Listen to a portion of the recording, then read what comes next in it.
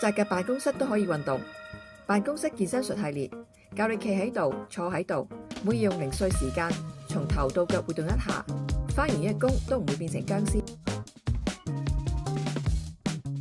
喺 office 長時間坐喺度，雙眼望實電腦 mon， 又用滑鼠，手機唔離手，自然養成頭部前傾嘅壞姿勢。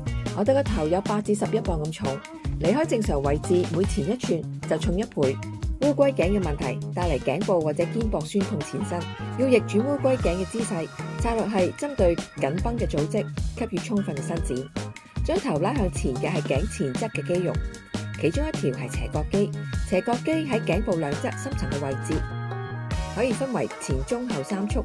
將頭部向前拉嘅係前斜角肌，斜角肌亦都有提起肋骨嘅功能。烏龜頸最嚴重嘅時候可以引致胸廓症候群，症狀係頸部前胸區會疼痛，或者係手臂麻或者痛。起源之一就係斜角肌，由於血管同神經都會經過斜角肌附近，放鬆呢條肌肉嘅時候要特別小心。鎖骨後面有一個凹陷嘅地方，用手指輕輕按入去，下巴向斜後方抬起，按壓住呢個部位30至60秒。